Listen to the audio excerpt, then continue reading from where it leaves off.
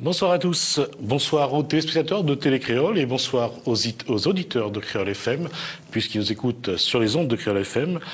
Au sommaire d'Infopolitique ce soir, nous parlons d'illettrisme, de lutte contre l'illettrisme, de case à lire ou de case à vivre, de lien social. Qu'est-ce que c'est au plus précis l'illettrisme? Quelle différence entre l'illettrisme et l'analphabétisme? Quels sont les vrais chiffres en ce qui concerne l'illettrisme à La Réunion? Quelles sont les différentes formes d'illettrisme? Qu'est-ce qu'une case à lire? Comment les responsables, les animateurs et les bénévoles ont transformé leur case à lire en case à vivre? Pour apporter des éléments de réponse à ces questions, nous retrouvons ce soir d'abord à ma gauche et à votre droite donc Raoul Lucas, universitaire, Expédite Cerno, chargé de mission illettrisme au pôle égalité des chances santé sociale à la région Réunion, Madeleine Caz, maintenant à ma droite et à votre gauche, Madeleine Caz, directrice de la case à lire de la Plaine des Palmistes, et Guillaume Laprat, animateur de Slam, des cases à lire. Donc ce soir, 4 invités. D'abord, bonsoir à chacun et à chacune d'entre vous. Bonsoir. Alors, on va commencer tout de suite sur une chose, c'est la définition. Donc, on va voir qu'est-ce que c'est, quelle est la définition de l'illettrisme. Je me suis basé donc sur ma source ce soir, c'est donc l'agence de lutte contre l'illettrisme. On va d'abord regarder c'est quoi la définition de l'illettrisme.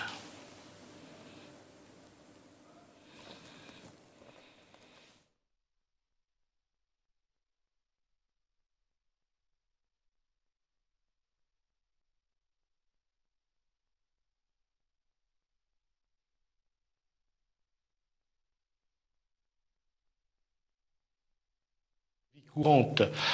Est-ce que vous êtes d'accord, messieurs, dames, avec cette définition-là? Oui, effectivement, c'est une bonne définition. Ça résume bien ce qu'il faut mettre sous le terme illettrisme.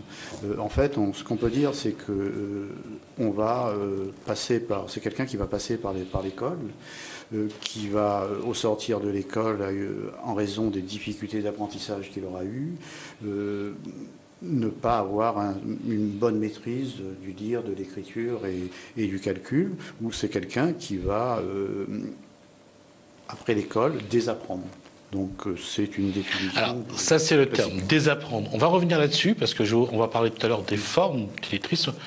Madame Cerno, vous êtes d'accord ou qu'est-ce que vous préférez apporter? Rajouter à cette définition qui est effectivement la plus simple et comme vient de le dire Raoul Lucas, c'est que c'est quelqu'un qui a été scolarisé, donc c'est important de le savoir, quelqu'un qui a été scolarisé mais qui n'a pas suffisamment appris les savoirs qu'on appelle les savoirs de base pour être aujourd'hui autonome dans sa vie quotidienne et maîtriser les connaissances basiques qui sont la norme de notre société. Ça ne veut pas dire du tout que c'est quelqu'un qui ne sait rien, c'est quelqu'un qui a des connaissances, mais elles sont insuffisantes, elles sont confuses, ou alors il a beaucoup oublié. Madame Caz? Oui, c'est tout à fait ça. À la différence d'un analphabète qui ne sait ni lire ni écrire, ni lettré. Et qui, on le verra juste après, qui n'a pas été non plus scolarisé. Bien sûr, il a mal, disons qu'il n'a pas eu les bonnes acquisitions, voilà. Il a appris, mais mal appris, ou mal retenu. Pas suffisamment, mal, voilà. Guillaume Laprat, avec les jeunes, c'est un peu ça aussi?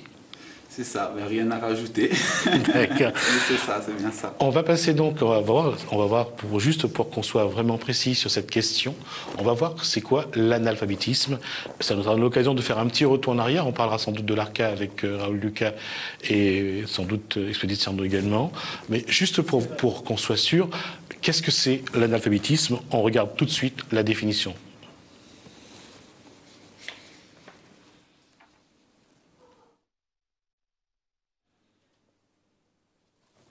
Alors donc, on parle d'analphabétisme pour désigner des personnes qui n'ont jamais été scolarisées. Il s'agit pour elles d'entrer dans un premier niveau d'apprentissage. Alors, voyez la différence? Donc, jamais scolarisé et donc aucun acquis. Non, aucun acquis scolaire. Oui, aucun acquis scolaire. Et merci de la précision, Madame Cerno. Oui, tout à fait, aucun acquis scolaire. Alors, il y a des personnes qui n'ont et à travers l'histoire de l'école à La Réunion, on peut s'en rendre compte assez aisément, qui n'ont jamais fréquenté des établissements scolaires. Ça ne veut pas dire que ces personnes n'ont pas de compétences, ça ne veut pas dire que ces personnes n'ont pas de capacité. Donc ces personnes-là sont définies dans le jargon, parce que c'est des problèmes de définition, sont définies comme analphabètes. Mais si je fais un retour avec ce qui a été dit tout à l'heure sur l'illettrisme, ce qu'il faut bien comprendre, c'est que le terme illettrisme, c'est la France qui l'a un peu imposé, c'est les sociétés occidentales.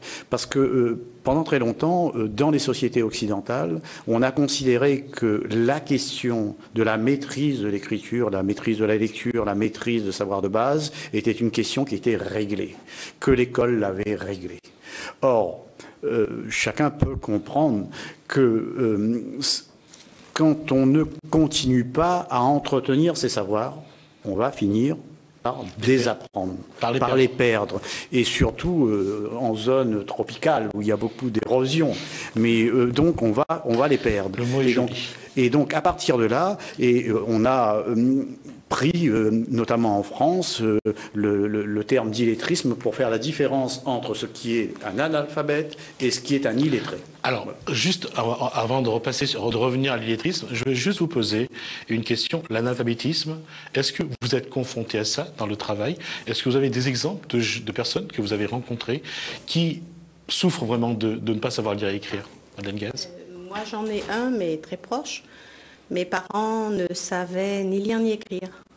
Mon père ne sait toujours ni lire ni écrire et ma mère a appris à lire avec l'ARCA. Et grâce à l'ARCA, elle sait lire et elle lit couramment.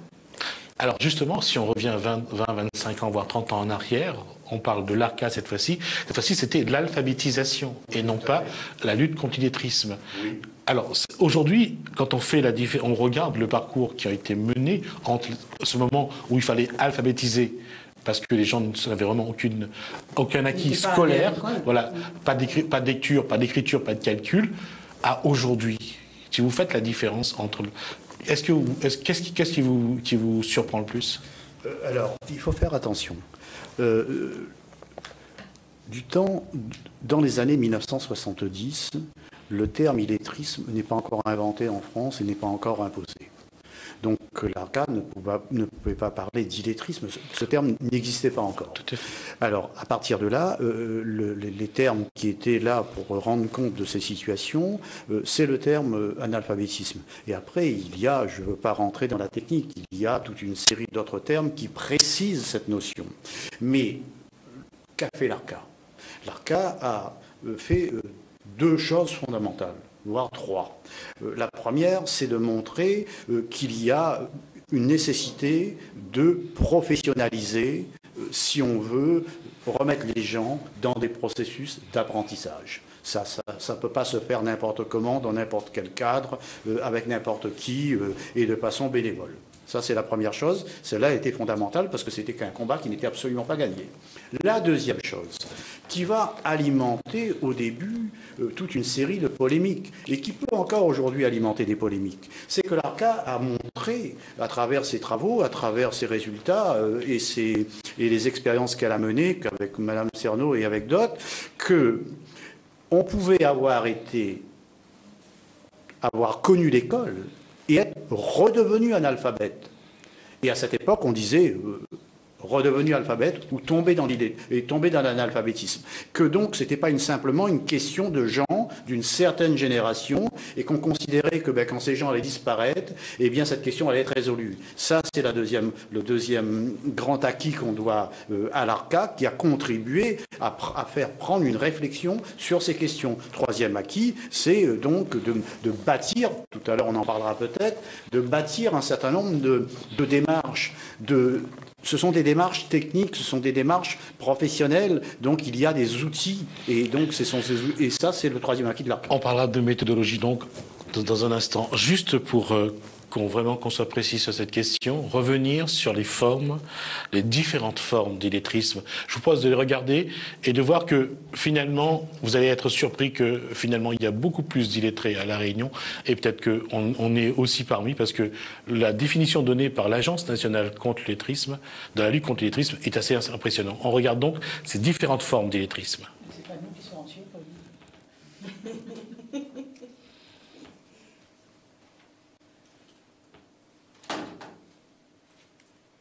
Ne pas savoir se repérer dans le temps et dans l'espace et circuler seul. Ne pas pouvoir faire ses courses.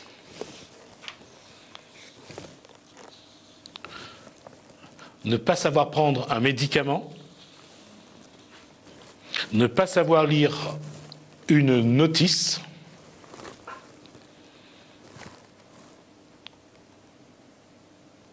Ne pas pouvoir suivre la scolarité de son enfant.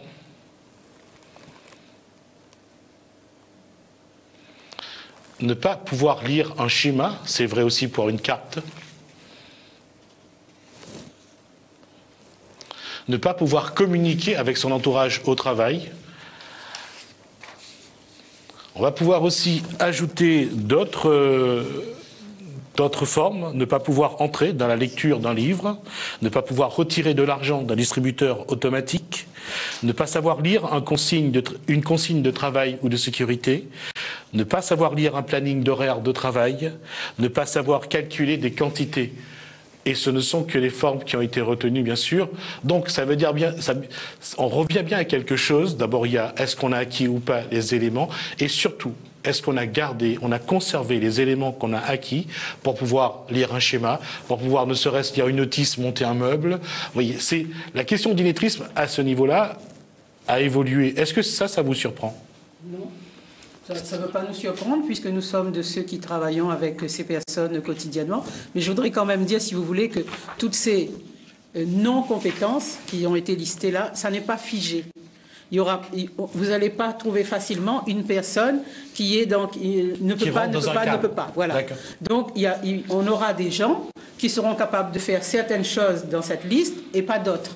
Et donc aussi, c'est important que le public comprenne que la personne qui est en situation d'illettrisme, ce n'est pas qu'il ne connaisse pas l'alphabet. Il peut très bien connaître l'alphabet et être capable de réciter. On fait trop de cas de l'alphabet. Les 26 lettres de l'alphabet, ça ne sert à rien si on n'arrive pas à les assembler et à en faire quelque chose et retirer un message. Donc la personne qui est en situation d'illettrisme, ce n'est pas qu'il ne connaît pas l'alphabet.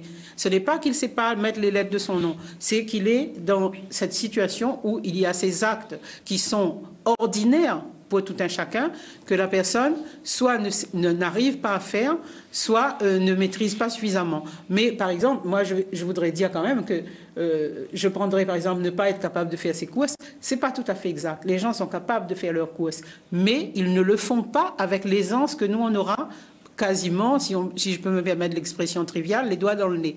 Parce qu'à ce moment-là, ils vont demander à quelqu'un dans la grande surface de lui dire le prix de la bouteille d'huile. Et donc, mais les gens pourront faire leur course. Hein. Ils ne vont pas rester. Sans anecdote, souvent à la poste, la personne ne savait pas signer. Et il fallait 2 personnes pour signer à sa place. Vous vous rappelez de ce genre de situation-là? Oui. Nous, à l'association, on a un exemple il y a une jeune femme qui sait bien lire, qui sait bien écrire, qui sait compter, mais qui ne sait pas manier l'argent. Et elle vient chez nous tous les vendredis après-midi parce qu'elle a besoin qu'on lui apprenne comment utiliser son argent pour faire ses courses. Elle va par exemple dans un magasin, si elle a 20 €, elle n'est pas capable de savoir ce que la personne doit lui rendre si ça coûte 2 € ou 3 €. Oui, ça, et ce travail-là, et pourtant elle sait bien lire, elle est intelligente, elle sait bien lire, elle sait bien écrire, mais elle a cette problématique-là. Et on travaille avec elle depuis quelques semaines, tous les vendredis après-midi, avec des petits, sur des choses qu'on a découpées, avec des faux billets, des boîtes d'allumettes pour qu'elle puisse compter, mais on a trouvé une technique, et c'est vrai alors qu'elle sait lire et qu'elle sait écrire, c'est ce qu'on... Raoul Lucas. Oui, alors là on touche du doigt un autre aspect de la question, mais vous l'avez dit à l'instant, c'est que cette notion d'illettrisme, elle est évolutive. Elle est évolutive. parce qu'elle est fonction des exigences de la société du moment et du moment. Absolument. Et donc, aujourd'hui, on peut ne pas l'être, mais on va vers une société avec une complexification d'un certain nombre de tâches ou de situations. Et d'ailleurs, qui peuvent aussi nous concerner.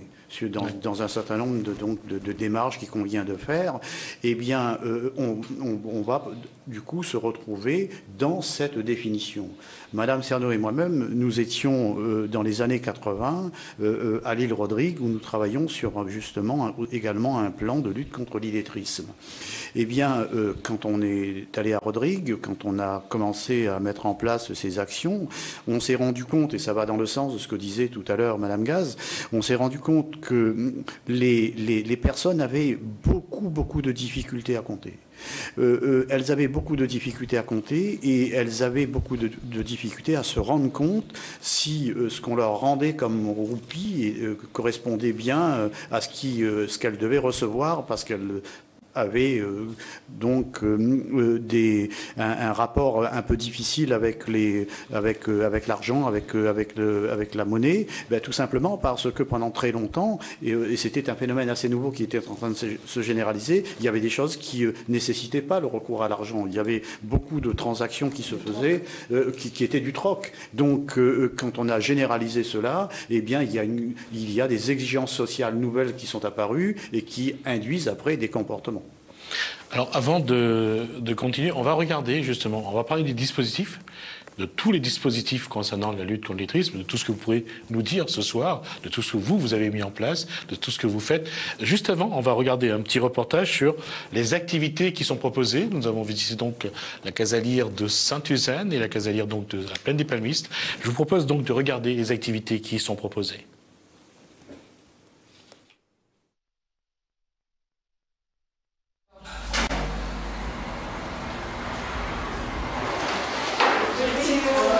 Déjà fait la jupe, ça c'est un récapitulatif de la leçon. Donc je vous écris toutes les étapes une par une sur le tableau. L'association a pris contact avec moi parce que les usagers désiraient apprendre à faire des vêtements pour elles-mêmes. Donc on m'a contacté et ce que je fais, c'est que chacune va à son rythme. Et on a commencé avec des choses simples. On a commencé à faire une petite jupe toute simple, un petit haut. Et puis on va avec chacune à son rythme. Chacune va à la vitesse qu'elle peut. Elle nous apprend beaucoup, la dame. Depuis que je suis avec elle, je ne savais pas coudre. Et maintenant, j'ai appris à faire une petite jupe. Et je suis fière de ce qu'elle m'a appris. La Casalière de Bacatel propose plusieurs activités, dont l'activité couture, comme vous avez vu tout à l'heure. Ensuite, on a l'atelier d'informatique et l'atelier lecture-écriture. Il n'y a aucun travail. Ça n'a... Depuis 2 ans qu'on fait ici, comme activité. Il prend des cours d'ordinateur.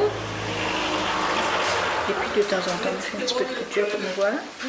Comme je viens de dire, j'apprends un petit peu à savoir un petit peu tout ce qui se passe dans le monde, faire des petites recherches, par exemple, sur les plantes, sur les fleurs et tout ça. Ben ici, nous avons fait confiture de papaye, confiture de goyavier, des gratins de chouchou. Ces ingrédients vont être utilisés dans l'atelier qu'on va préparer. Si on fait un jour un curry, un rougail morue, ou un rougail saucisse, ou un curry poulet, vous allez trouver ces ingrédients.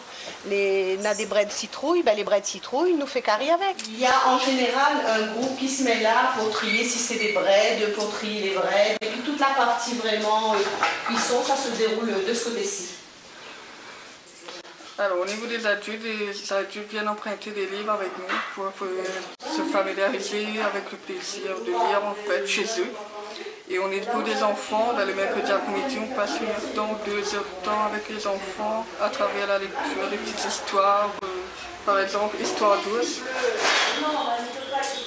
On leur raconte l'histoire, on leur pose des petites questions pour voir si ils avaient bien compris ce qu'on lisait en fait pendant la séance. Les Casalières, c'est un dispositif donc qui a été mis en place à partir de novembre 2010 donc par la région Réunion. On voit aujourd'hui, il y a 44 Casalières aujourd'hui à la Réunion. Qu'est-ce qu'on y fait? Est-ce qu'on va juste rester sur les éléments dits dedans, dans ce dispositif-là? Qu'est-ce qui est proposé? Qui c'est qui veut répondre? Avant de laisser la parole à mes collègues, je voulais dire en fait que la Casalire, c'est ouvert de 16 ans à 65 ans. Voilà, et à plus. Et que les activités sont variées, on peut autant bien trouver de l'atelier couture, de lecture, que et qu'est-ce que Guillaume Lapra propose dans les Casalières? Du slam, du chant. À l'étang salé, je sais qu'il propose aussi des ateliers de musique assistés par ordinateur. Donc on essaie de trouver un panel d'activités qui peut convenir à toute tranche d'âge. Madeleine Gaez pour la Plaine des Palmistes. Oui, alors c'est en fonction, mais tu as raison, c'est en fonction du public qui vient et qui fréquente la Casalire. Nous, à la Plaine des Palmistes, on a un public, alors qu'au départ, notre association était orientée vers la jeunesse. On s'est assez rapidement rendu compte qu'on avait un public plus âgé qui venait. Donc on a adapté nos activités à ce public-là. Et on a des ateliers informatiques bien sûr, l'atelier couture, l'atelier cuisine, un atelier tourné vers les familles aussi, vers l'écriture et la lecture. Mais par exemple, sur la musique qu'on avait essayé au départ, on n'y est pas arrivé, puisqu'on a manqué de cette jeunesse qu'on voit plus à l'étang salé ou peut-être avec chez vous. Mais oui. Il y a un constat à faire, c'est que vous vous êtes adapté à la demande du public. On s'adapte au public qui fréquente, qui vient à la Casalire. En tout cas, c'est pas vous qui proposez et ceux qui acceptent. Non, vous voyez, vous leur demandez d'abord qu'est-ce qu'eux veulent faire. Alors, il faut dire que, excuse-moi Madeleine, c'est que il faut dire que quand l'association propose son projet à la région, avant qu'il soit validé, il faut qu'il fasse des propositions, qu'il nous disent, parce qu'il ne peut pas, si vous voulez, ouvrir sa porte et dire venez, on fera ce que vous voulez. Il y a quand même certaines directives, une ligne de conduite et des propositions pour le public. Ensuite, la Casalire doit être assez ingénieuse, comme Madeleine vient de le dire, pour comprendre que si cette activité proposée, que l'association avait imaginée avant d'avoir son public, ne convient pas, eh bien, il faut savoir l'abandonner. Donc, si vous voulez, là peut-être je suis la mieux placée pour en parler, puisque pour la région Réunion, j'ai écrit le cahier des charges. C'est que nous, au début, on a demandé aux associations de proposer une seule activité. Et en leur disant, avec cette activité qui va servir à appâter les gens, vous allez leur montrer qu'on lit et qu'on écrit tous les jours, sans souffrance, et sans que ça soit difficile. Mais au fur et à mesure, les Casalières ont proposé soit une gamme, soit des activités qui se succèdent en fonction des désirs du public. Donc, moi, je pense à un exemple, justement, vous montrer la Casalière de Sainte-Suzanne. Une Casalière qui était à Sainte-Suzanne, pas celle-là, mais une autre de Sainte-Suzanne même, elle voulait fonder sa Casalière sur les contes. Eh bien, ça ne plaisait pas du tout au public. Le public, ça ne leur parlait absolument pas. Donc, la Casalière a été assez sensée pour arrêter avec les contes et de faire de la couture. Et de demander qu'est-ce qu'ils voulaient. Voilà. Qu'est-ce qu'ils voulaient faire. Vous êtes donc chargé de mission donc, à la région Réunion sur l'égalité des chances. Quels sont les autres dispositifs qui existent justement pour dans cette lutte contre l'illettrisme? Alors, les Casalières, comme vous l'avez dit, ont été votées par la région en fin d'année 2010. Mais la région s'occupait déjà d'illettrisme avant. Il y avait les dispositifs de formation classique, c'est-à-dire les stages, que tout le monde connaît, qui étaient financés donc par la région auprès soit d'associations, soit d'organismes de formation qui étaient des entreprises de formation. Juste une précision, on appelait souvent ça des remises à niveau parce que ça... Non, la remise à niveau, si vous voulez, c'est un dispositif parmi ceux qui étaient proposés. Mais il y avait la lutte contre l'illettrisme basique. Des stages, c'est-à-dire que les gens venaient en stage du lundi au vendredi de 8h à 4h.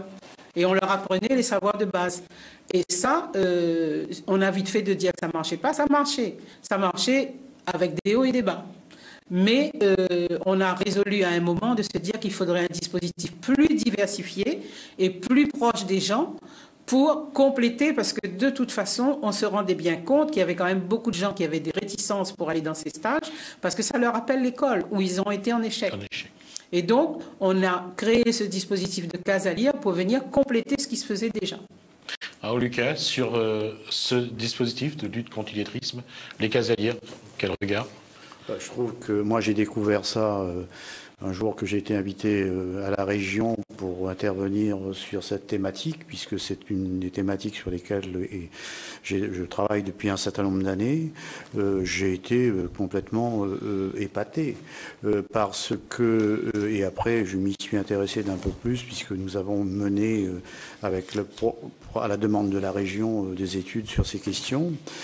En fait, on touche du doigt quoi? Qu'il s'agisse des cases à lire, qu'il s'agisse de ces stages ou qu'il s'agisse même de l'école, pour apprendre, il faut établir une relation de connivence avec celui à qui on va enseigner ou on va transmettre. Donc si on ne réussit pas à établir cette relation de connivence, il y a un certain nombre de difficultés qui s'opèrent, qui surgissent. Et ça c'est le premier point. Le second point, c'est que à travers le dispositif Cases à lire, eh bien, c'est à la fois un dispositif de proximité et c'est un dispositif qui va susciter le désir. Donc, l'enseignant qui est dans sa classe, il est confronté à la question de la connivence. Et à lui de se débrouiller, il a un programme. À lui de se débrouiller pour faire avancer son programme. Donc, à lui de se débrouiller, ça s'appelle la pédagogie. Comment il va s'y prendre? Comment il va s'y prendre pour intéresser ses élèves, pour les mettre au travail? Mais c'est toujours un peu la même forme, c'est-à-dire donc comment on donne de l'envie d'apprendre. Et les cases à lire, je terminerai là-dessus, ont par toute une palette d'activités, par des relations qu'elles ont pu établir avec les gens qu'elles accueillaient et les gens qu'elles accueillent, elles ont réussi à susciter du désir, donc de l'envie. Et donc ensuite, tout un progrès, un cheminement qui se fait. Alors, avant de continuer, on va parler de deux réussites. On dira... Ça s'est passé donc à la case à lire de la Plaine des Palmistes. Madeleine Gaz a donc rencontré Elisette Pèdre. Juste pour en parler, avant, juste pour montrer, juste pour dire que c'est une histoire un peu triste. Oui, c'est une histoire un peu triste. Elisette Pèdre est venue à l'association, à la Case à lire, en disant qu'elle avait un rêve et qu'elle voulait raconter son histoire parce qu'elle estimait qu'elle avait une vie de femme un peu triste et qui méritait quand même d'être connue pour que d'autres femmes se disent qu'on pouvait quand même finir par être heureuse. Donc on l'a accompagnée, et elle disait qu'elle avait envie d'écrire son histoire et on l'a accompagnée dans ce projet. Voilà. Alors au début, le livre... Alors juste, on va envoyer l'image puisque j'ai préparé cette image-là. Si on peut envoyer donc Sa mère ne l'aimait pas. Donc le juste qu'on voit le livre, voilà. Donc Sa mère ne l'aimait pas. C'est ce livre qui est donc sorti de combien de temps de travail avec Elisabeth Pèdre? Alors elle a mis 3 mois ou 3 mois et demi pour l'écrire, pour taper sur un ordinateur parce qu'au début elle ne savait pas utiliser un ordinateur, donc on lui a appris. Elle est venue sur une ou deux séances, elle est venue le faire à l'association. Ensuite, on lui a prêté cet ordinateur et elle a travaillé chez elle. Lorsque son travail a été terminé, elle est venue à l'association.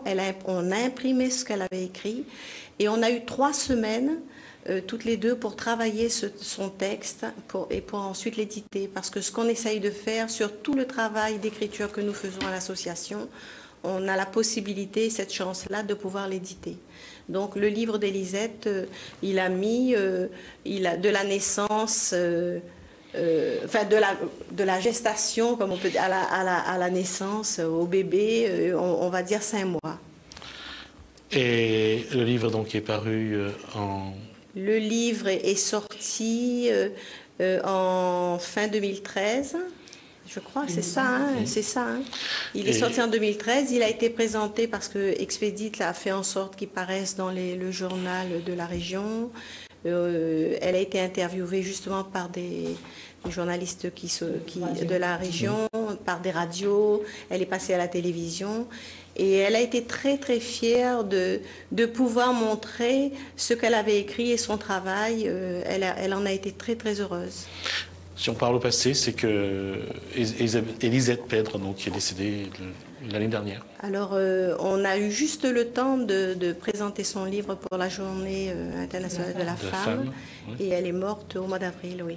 Voilà, donc c'était pour montrer aussi que, voilà, donc ce livre, si vous voulez l'acheter, Sa mère ne l'aimait pas, c'est une histoire triste parce que un enfant qui recherche l'amour de ses parents, c'est quelque chose de particulier, et un enfant qui est victime aussi des pulsions de ses proches, c'est aussi très dur, mais malgré tout, c'est un cheminement, et dedans, elle parle aussi d'amour, elle parle aussi de joie, et c'est quelque chose qui mérite vraiment d'être découvert. Excusez-moi, je voudrais rajouter que donc moi j'ai eu la chance de la connaître pas très longtemps puisqu'elle est décédée peu après, mais je pense que c'est l'une des plus belles réussites. Il y en a d'autres, hein, mais ça c'est quand même spectaculaire parce que c'est une personne qui, quand elle est arrivée à la Casa Lire, elle en rêvait, mais elle ne pensait pas qu'elle pouvait le faire parce qu'elle ne savait pas très bien lire et écrire. Et grâce à la Casa Lire, elle a écrit son histoire. Son histoire est imprimée. Elle a eu le temps d'avoir son livre entre les mains. Et ça, c'est des choses comme ça qui, pour nous motivent et nous montrent qu'on est dans le bon chemin. On ne fera pas d'eux des intellectuels avec Bac+3. C'est pas le but non plus, de toute façon. Mais les gens peuvent... quoique... Si on leur laisse le temps, elles peuvent y arriver. Faire, on ne sait jamais. Bien sûr. Et les gens peuvent réaliser leurs projets dans la mesure de leurs moyens et faire ce dont ils ont envie. La lecture et l'écriture ne nous est pas réservée, n'est pas réservée à une élite. C'est accessible à des gens comme ça si on a trouvé le moteur par lequel ils vont entrer dans ces savoirs. Voilà. Donc ça, c'est pour le côté de la réussite, d'autres réussites, je parle du livre bien sûr, d'autres réussites au niveau du livre, il y a l'art de la sauce, et puis il y a le pays de la dame au Maniveau. On va voir les images pendant que Madame Gaz nous raconte un peu comment ça s'est passé. Alors, la dame au Maniveau, c'est l'histoire de l'art de la sauce. Où est-ce que vous êtes sur l'art de la sauce? Oui. Alors, l'art de la sauce, c'est toutes les recettes qui sont dans ce livre ont été testées en atelier. Et ce sont les gens qui choisissaient et qui nous amenaient leurs recettes et qui les faisaient avec nous. En fait, là, ce sont ces personnes qui nous apprenaient leurs recettes. Voilà. Et concernant la dame le pays de la dame au Maniveau. Et la dame au Maniveau, c'est donc Maniveau, ça veut dire vanne. Hein, c'est un vanne, la dame au vanne. Ouais.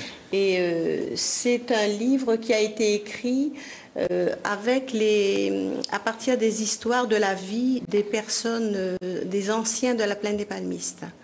Nous sommes allés chez eux. Et alors, il y a un groupe qui filmait, d'autres qui prenaient des photos, d'autres qui écrivaient. Et à la Casa Lire, il y a un autre groupe qui a dépioté tout ça et qui a écrit pour qu'on en fasse ensuite un livre. Voilà. On va continuer sur la Casa Lire et on va parler cette fois-ci de slam, puisque Guillaume Laprat est là aussi pour parler de ce que lui, il fait au sein des Casa Lire. Alors, le slam... Est-ce qu'on préfère regarder d'abord et puis on en parle après ou on regarde d'abord. Donc on va regarder l'apprentissage qu'il fait donc avec les jeunes en ce qui concerne le slam. Alors une fois que vous avez fini votre texte, vous posez votre texte. Comme ça je comprends que vous avez fini de le lire, mais en même temps vous retenez les mots que vous n'avez pas compris. Alors donc intox. C'est le contraire de information, on va dire. Il y a des choses qui sont vraies, il y a des choses qui sont fausses. Quand c'est vrai, on va dire l'information est bonne. Quand c'est faux, l'information c'est une intox. D'accord? On dit que... C'est quoi la dernière phrase? On dit que l'art...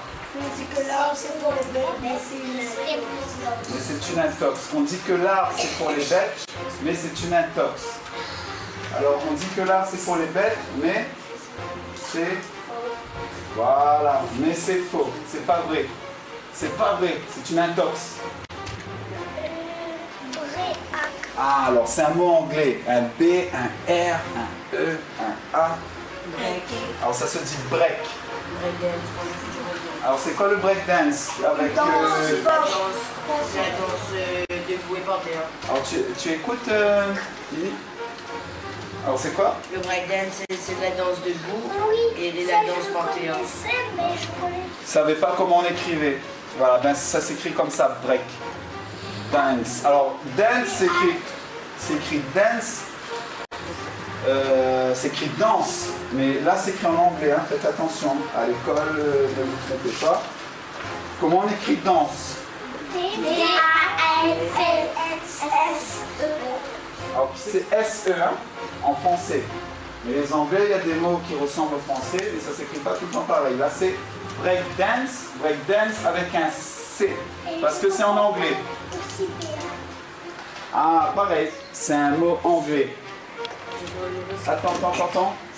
Alors, il y a un mot qui s'écrit B-E-A-T, c'est beatbox. Alors, c'est des mots anglais, hein, c'est les jeunes qui ont mis ça parce qu'ils savaient c'est quoi. Beatbox, tu sais c'est quoi le beatbox? Oui, Le beatbox, c'est quand il y a des personnes qui font des bruits avec leur bouche.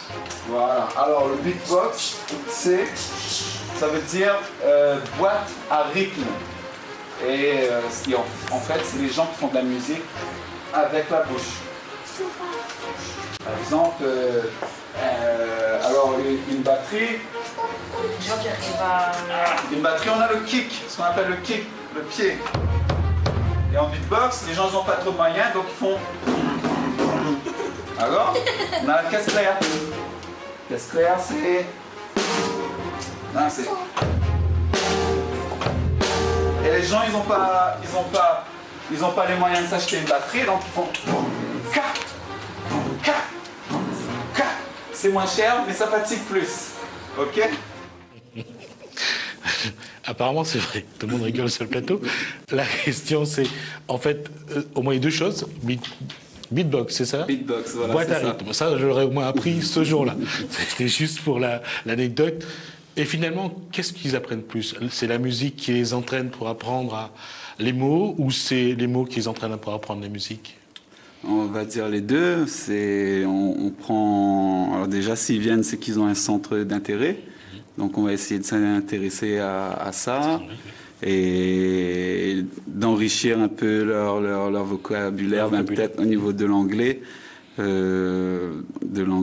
Ou moi, par rapport. Alors, c'est leur deuxième séance. Donc, on est vraiment en initiation. C'est un projet que je mène avec le TCO pour pouvoir valoriser l'art oratoire, les arts oratoires, pardon. Donc, j'essaie de les intéresser à ce qu'ils aiment et en même temps leur apporter des techniques telles que les figures de style, les rythmiques, l'articulation. Sur le slam, oui, c'est la répétition des rimes. Oui. Voilà.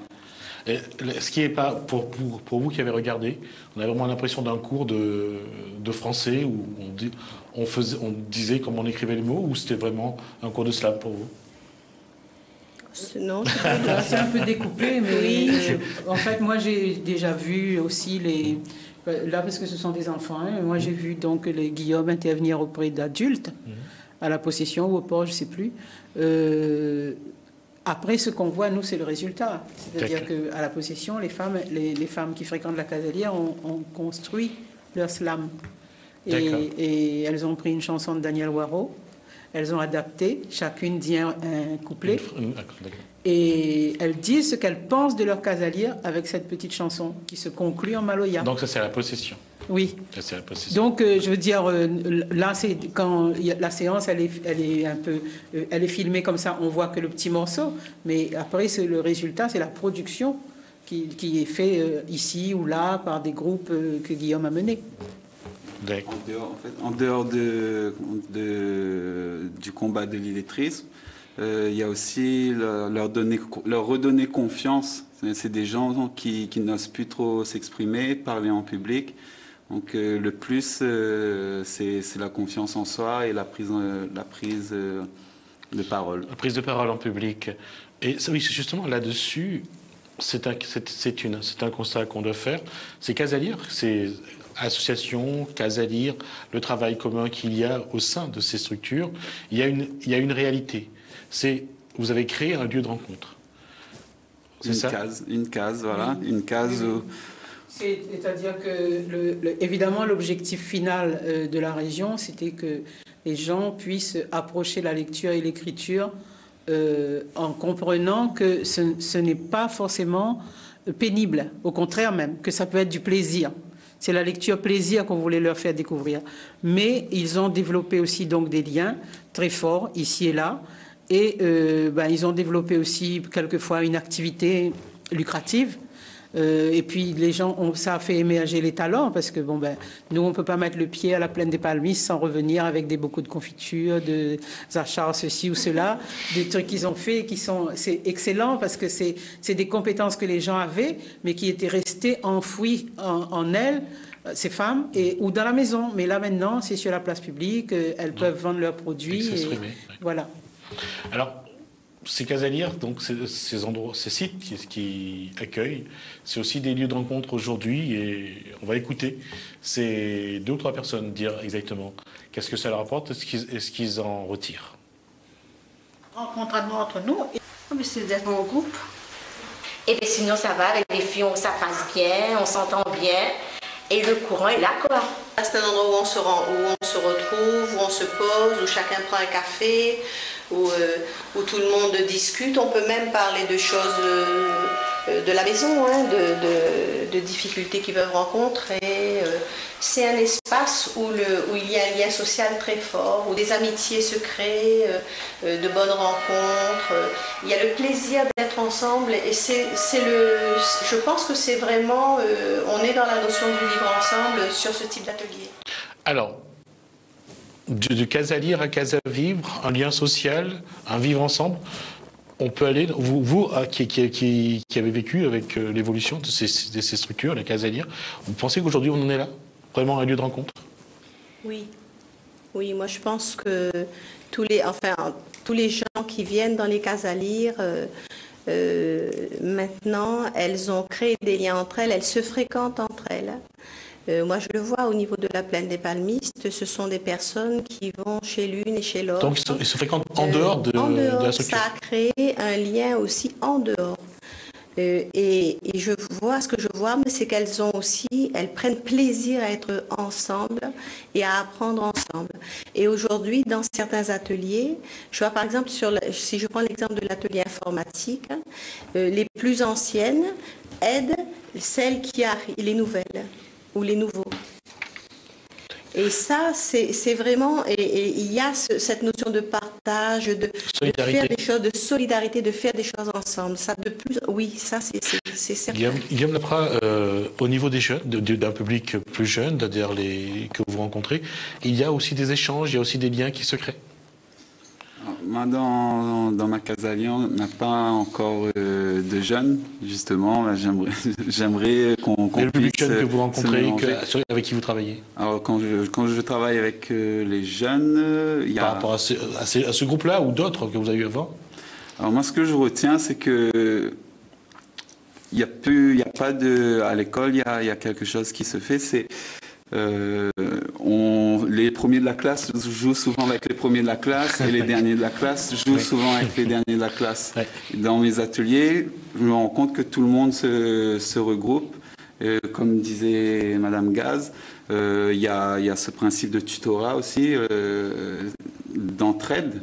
Et ça fait un tout, ça fait un ensemble, ça fait une production. Et à la fin de cette production, tout le monde est heureux d'avoir fait ce qu'ils croyaient pas capables, en fait. D'accord. Alors, je voulais rajouter que ce que Guillaume dit là me fait penser que depuis le début, j'avais dit aux cases à lire, les premières, qu'il ne faut pas systématiquement faire des groupes de niveau. Au contraire, de mélanger les gens, parce qu'ils ont chacun à apporter l'un à l'autre. Et ils nous ont réussi à merveille parce que... si vous voulez, c'est un peu un fantasme d'enseignants ou de formateurs de vouloir des groupes de niveau pour dire tout le monde va avancer au même rythme, on va les former de la même manière. Là, personnellement, je n'étais pas favorable à cela. Au début, peut-être certains animateurs ne comprenaient pas trop, mais maintenant, le résultat, c'est qu'ils voient que finalement, en se mélangeant, chacun apporte à l'autre Et il n'y a pas justement, comme disait Guillaume, cet esprit de compétition, de dire moi je suis avec les meilleurs, ou bien moi je suis bonne et toi tu es encore à la queue. Donc il y a, si vous voulez, en étant ensemble, il y a une certaine émulation et il y a aussi de l'entraide. Enfin, du moins c'est ce que nous on constate quand on visite les Casalières. Dans ce cas-là, comment voyez-vous l'évolution de ces structures ? Il y a beaucoup de pistes. Hein. Pour l'instant, c'est encore un peu incertain, mais si vous voulez, par rapport à ce qu'on avait imaginé et les Casalières aujourd'hui, il y a quand même un cheminement que certaines Casalières ont pris qui n'était pas ce qu'on avait prévu. Alors, par exemple, la chose la plus importante, nous, on avait prévu de cibler des jeunes, 18-35 ans, puisque on a eu l'occasion de le dire, c'est que nous, on voulait que soient formés les gens qui soient en capacité d'aller vers la formation, etc. Mais très vite, avant même quelquefois que la première Casalia soit ouverte, il y a eu un afflux de personnes plus âgées. Donc, moi, j'ai montré aux animateurs que rien ne les interdit de prendre des personnes plus âgées. C'était une préférence de dire de ne pas négliger les jeunes, mais la Casalière est ouverte à tout âge, comme disait Guillaume, c'est-à-dire à partir du moment où la personne n'est plus dans le système scolaire, parce qu'on ne fait pas concurrence aux dispositifs qui existent dans l'éducation nationale, dans l'école, etc. Voilà, si les gens sont pris en charge au niveau de l'école, tant mieux.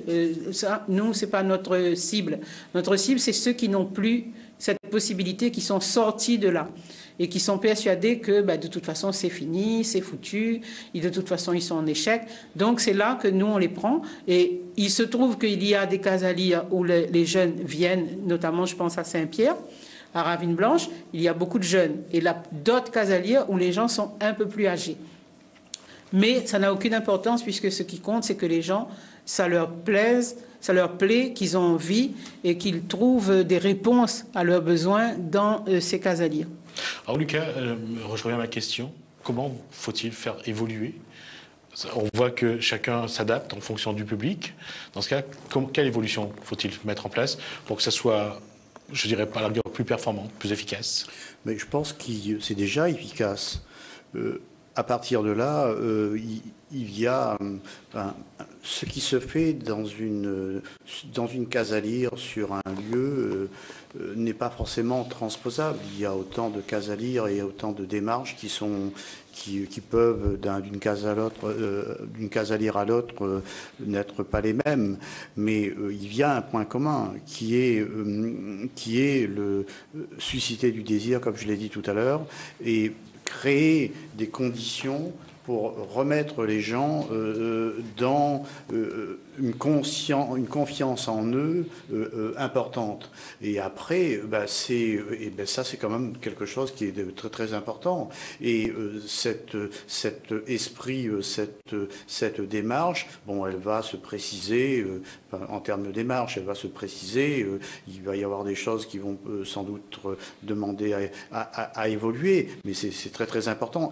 Ce qu'il fallait pas faire, et c'est tant mieux qu'on ne soit pas allé dans cette direction, parce que le résultat aurait été connu, hélas, il aurait été un résultat un peu catastrophique, c'est de singer l'école. C'est-à-dire de refaire une école avec des gens, des animateurs qui n'ont pas de formation pour être des enseignants. Donc il ne s'agissait pas de refaire l'école, en plus en s'adressant à des publics qui ont eu une scolarité un peu difficile, quoi. Donc il faut faire autre chose, il faut inventer. Et ces Casalières sont dans ce processus d'invention, d'adaptation et de transformation, de créativité, exactement. D'accord. Alors, sur le constat, juste parce que je tenais aussi à faire cette émission à ce moment-là, c'est pour dire que les structures sont ouvertes pendant les vacances pour ceux qui le souhaitent, et à la rigueur, tous les publics, je pense. C'est le moment. Est-ce que les Casalières sont prêts à accueillir tout le public qui sont en vacances, enfin, tout le public qui est en vacances? Le public en situation d'illettrisme. J'insiste. C'est-à-dire que la Casalière, si vous voulez, ça n'est pas comment dire ça, un espace uniquement de temps libre. La Casalière n'est pas une MJC, n'est pas un CAS. La Casalière, c'est pour amener les gens à développer leur savoir de base au travers d'une activité ou de plusieurs activités. Donc c'est quand même l'objectif premier. C'est-à-dire les gens ne viennent pas là juste pour s'amuser. Mais on leur montre qu'ils peuvent lire, écrire, calculer en s'amusant. Vous voyez la différence. D'accord. Alors finalement, avant que je parle d'ouvrage, si on doit faire un petit bilan, en tout cas aujourd'hui l'illettrisme, il faut porter un autre regard déjà sur le public et aussi de ce qu'on dit de ces personnes-là. Oui, moi je pense qu'il faut porter un autre regard. Il faut que le public comprenne que que l'illettré il fait pas pitié.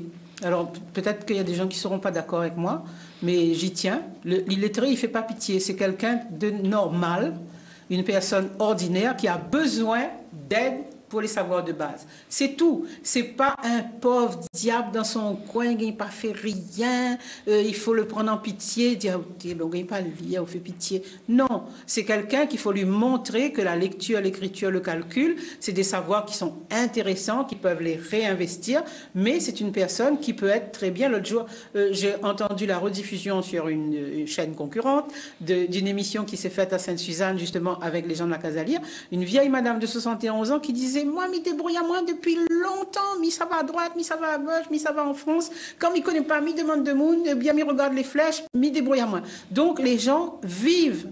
Et notre tâche, c'est pour ça qu'elle est d'autant plus difficile, c'est qu'il faut qu'on arrive à convaincre ces gens qui doivent quand même entrer dans les savoirs, même si ça ne leur paraît pas indispensable. Mais une fois, quand on a fait le travail de Casalire et quand on commence avec eux, ils se rendent compte que c'est indispensable.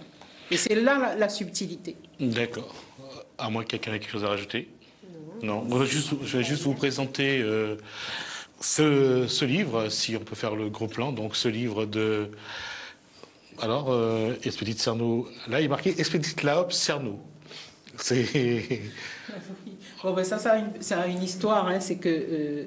c'est ma famille qui a insisté pour que je mette... de la servitude à la liberté, oui. C'est un roman. Oui, c'est un roman. Ça bon, c'est pas en lien direct avec la Casalire, hein, mais oui. Bon... non, je vais pas c'est ma famille a insisté pour que je mette le nom de mon père, puisque c'est quand même une histoire que lui nous a racontée. Et votre père, c'est... Maxime Laop. Voilà, donc ce que je voulais aussi dire. Il y a d'autres livres, je m'excuse parce que celui-là, j'ai pas pu le mettre en image, mais on va regarder donc les différents livres qui ont été également, qui sont également sur ce plateau. Donc il y a Épitaclée, si on peut la voir, de Marie Lumière. Alors, est-ce que vous savez qui est cette jeune fille qui est sur la une de ce livre? Quelqu'un peut... Non, on sait. Est-ce que vous savez qui? Oui, on a quelques donc Marie Lumière, donc, juste pour préciser donc, à ceux qui regardent que c'est Madame Gaz qui est sur la photo. Elle a été mise de possession, c'est ça? Oui, on va éviter d'en parler. Il y a également Grand Moka, toujours écrit par Marie Lumière, donc montrer donc, cet ouvrage également. On va parler du cahier d'Emma. Le cahier d'Emma, donc, également, si on peut le voir. Et il nous restera donc le cahier d'Emma. Et puis, on va voir aussi si on peut voir... ça, c'est un conte qui a été donc édité par vous, alors, dans le cadre de la Casalire, oui. Alors, le cahier d'Emma, c'est Margaret Adenor qui en est l'auteur, est une plasticienne et elle a écrit ce conte. Enfin, c'est une fable philosophique, plus exactement, et sur les drontes, les dodos. Donc, hein. Alors, et elle l'a écrit le texte en créole et le texte en français. Et elle est venue à la Casalire en nous demandant si on acceptait de l'accompagner sur ce projet, ce que nous avons fait. Voilà. Le dernier livre que je souhaitais vous montrer, c'est Le Libre Rêve. C'est encore Madeleine Libre Rêve. Là, c'est Objet Réunion. Donc c'est aussi. Alors ça, c'est un livre qui a été édité aussi par vous. Qui a été édité. Les photos sont de votre frère, Daniel. Oui, voilà. Les photos sont de mon frère, mais on a écrit. Moi, j'ai écrit les petits textes, hein, ce sont des petits textes rimés. Et c'est un livre aussi qu'on utilise pour la Casalire, sur des interventions qu'on fait dans les écoles et tout. On utilise beaucoup ce livre. J'entends. Donc ça, c'est Le Libre Rêve. C'est une belle histoire. Alors, aussi. Le Libre Rêve, le Libre Rêve, c'est une jeune fille qui écrit depuis très longtemps, depuis qu'elle est toute petite, et qui avait le rêve aussi, c'est d'ailleurs le Libre Rêve, le rêve de pouvoir faire éditer ses textes. Et c'est une jeune fille qui est psychologiquement extrêmement fragile. Et c'est pour cette raison qu'on l'a accompagnée dans son projet de la Case à lire, l'a accompagnée dans son projet de livre. Et elle écrit sur le temps qui passe. Et elle écrit de très très jolies choses sur le temps qui passe. Voilà. Si également, je vous ai montré ces bouquins, parce que ces livres, ces ouvrages, c'est parce que ces livres, la vente de ces livres, normalement, ont déjà un objectif pour vous? Alors, tous les livres que vous avez montrés, tous ces livres, chaque centime que nous récupérons vont servir à pérenniser l'emploi des 2 animatrices que nous avons actuellement sur la Case à lire, parce que elles sont là depuis 3 ans maintenant. Elles font un travail remarquable.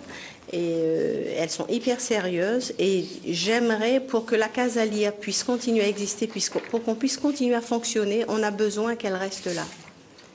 Et chaque livre vendu va servir aux charges sociales et au salaire de ces jeunes femmes. Voilà. Voilà, donc il nous reste 3 minutes. Alors, est-ce que vous souhaitez faire une petite conclusion sur ce qui a été dit? Est-ce que vous pensez qu'aujourd'hui, l'illettrisme peut être regardé différemment et l'accompagner? Parce que finalement, si on regarde ce qu'on a dit depuis le début, on est plus ou moins tous des illettrés. Ah oui, ça tout à fait. Ça tout à fait, c'est une notion tout à fait évolutive. Et oui, ce qui est important de marteler constamment, c'est que c'est une notion évolutive qu'on peut désapprendre et qu'il faut changer de regard. Il faut sortir du misérabilisme dont parlait tout à l'heure Expédite Cerno. Il faut changer de regard et trouver après les moyens de mettre ces personnes en confiance et de les réinscrire dans des démarches dynamiques et pour en être jusqu'à être les auteurs de leur propre vie ou les historiens de leur propre vie. Élite Cerno. Bien, j'insisterai sur cette idée qu'il faut que le public puisse laisser ces stéréotypes et comprendre que la personne qui est en situation d'illettrisme est une personne comme vous et moi, mais qui simplement a une difficulté que nous n'avons pas. Et avec ça, aussi ne pas regarder les dispositifs selon les schémas qu'ils croient. Parce qu'il y a beaucoup de gens qui disent « Oh là là, depuis 40 ans qu'ils font la lutte contre l'illettrisme, il y en a toujours autant. » Mais c'est quelque chose d'extrêmement compliqué. C'est ce que je vous ai dit en off, hein, c'est que la lutte contre l'illettrisme, c'est extrêmement compliqué. Donc ça ne se résout pas par des belles paroles ou par des belles intentions, ni par du catéchisme, ni par un catéchisme laïque, mais c'est un travail de professionnel. Et c'est ce que nous nous efforçons de faire. Les animateurs, dont Guillaume, sont en formation pour qu'ils deviennent des vrais pros. Mais ils deviendront des vrais pros à partir de ce qu'ils ont déjà développé dans les Cases à lire. Madame Diaz, un mot avant. Oui, j'aimerais dire quelque chose parce que l'année dernière, avec la Case à lire de la Plaine des Palmistes, oui, on a travaillé sur un projet sur la guerre de 14-18. Oui, et voilà, j'aimerais en dire pas longtemps, mais juste un petit mot, dire que cette exposition qui est sur la guerre de... Je peux, comme ça? Non, vers la caméra ici. Voilà.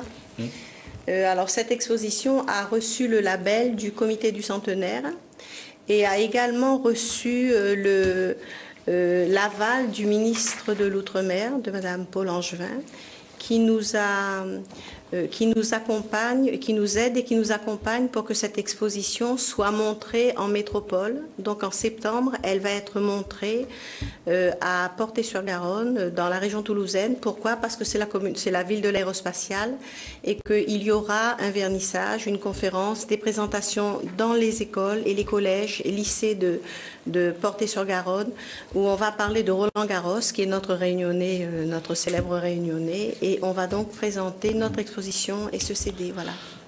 Ah bon, Guillaume.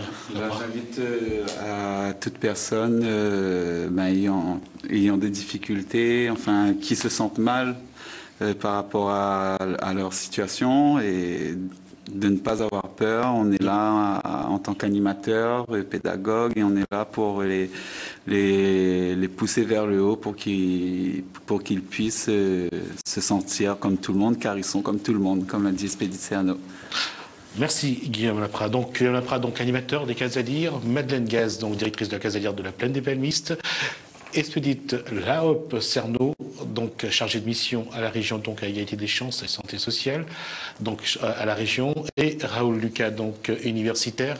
Merci à vous tous pour ce moment, et n'y voyez là aucune allusion. Merci pour ce moment, et merci à vous de nous avoir suivis. Merci aux téléspectateurs de Télécréole de nous suivre. Merci aux auditeurs de Créole FM. Merci à la réalisation. Merci aux casalières de Sainte-Suzanne et à Pédébamiste pour leur accueil. Continuez bien votre soirée sur Télécréole et Créole FM. Portez-vous bien. Bonsoir chez vous.